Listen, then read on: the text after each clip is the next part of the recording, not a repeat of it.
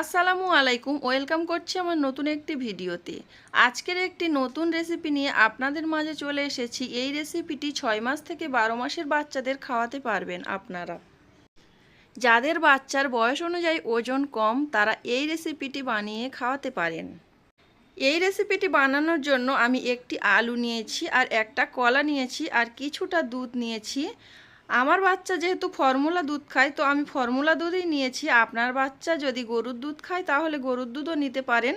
1 বছরের নিচে বাচ্চাদের গরুর দুধ খাওয়ানো যাবে না। আপনার বাচ্চা যদি কোনো প্রকার দুধ না খেয়ে থাকে তাহলে আপনারা পানি নিতে পারেন।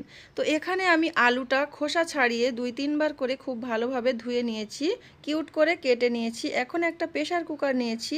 প্রেসার কুকারের মধ্যে আমি কয়েকটা সিটি লাগিয়ে দেব। আর এখানে আমি একটা কলা অর্ধেক করে কেটে নিয়েছি। যেহেতু ছোট বাবু খাবে, 7 মাসের বেবি, খুব বেশি একটা খাবারের প্রয়োজন হবে না, যার কারণে আমি অর্ধেক কলাটাই নিয়েছি। আপনারা চাইলে আপনাদের বাচ্চাদের পুরোটা কলাও নিতে পারেন। কলাটা আমি কিউট করে কেটে নিলাম। কলা এবং আলু উভয়ই পুষ্টিকর খাবার, যা উপযুক্ত বয়সে প্রবর্তন করলে সঠিকভাবে প্রস্তুতি হলে শিশুদের জন্য অনেক উপকারী হতে পারে।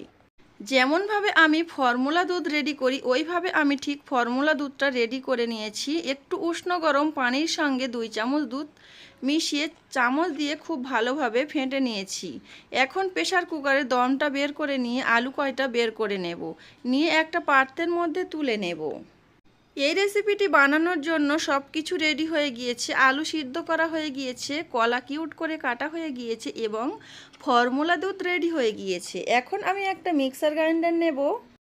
মিক্সারের মধ্যে এখন আমি সিদ্ধ করে রাখা আলু এবং কেটে রাখা কলা আর সাথে দুধও দিয়ে দেব। এখানে আমি বলে রাখি, আপনার বাচ্চা যদি দুধ খেতে পছন্দ না করে, ফর্মুলা দুধ না খায়, গরুর দুধ না খায়, তাহলে এখানে পানি অ্যাড করতে পারেন আপনারা। মিক্সারে দিয়ে আমি কিছুক্ষণ মিক্স করে নিয়েছি। তারপরে এই যে একটা বাটিতে পরিবেশন করে আপনাদেরকে দেখাচ্ছি। এই খাবারটা আমার বাচ্চার জন্য একদম উপযুক্ত হয়ে গেছে। দেখতে পাচ্ছেন আপনারা কতটা স্মুথ হয়ে গিয়েছে। 6 মাসের বাচ্চারা অনায়াসে খেয়ে নিতে পারবে এই রেসিপিটি। এই খাবারটা আমার বাচ্চা খুবই পছন্দ করেছিল। আপনি আপনার বাচ্চাকে এভাবে করে খাইয়ে দিতে পারেন। আপনার বাচ্চা যদি একটু বড় হয়ে থাকে তাহলে এই রেসিপিটি আরও একটু মোটা করে বানিয়ে নিতে পারেন। আজকের রেসিপিটা যদি আপনাদের ভালো লাগে তাহলে ভিডিওটিতে একটি লাইক দিয়ে চ্যানেলটি সাবস্ক্রাইব করবেন।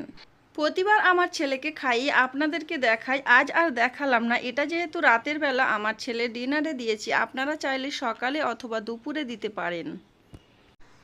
আপনার বাচ্চার যদি বয়স অনুযায়ী ওজন না বাড়ে তাহলে অবশ্যই এই খাবারটি একবার বানিয়ে দেখতে পারেন। আপনার বাচ্চা অনায়াসে খেয়ে ফেলবে এবং আপনার বাচ্চা হজম শক্তিতে এবং ওজন বৃদ্ধিতে সহায়তা করবে।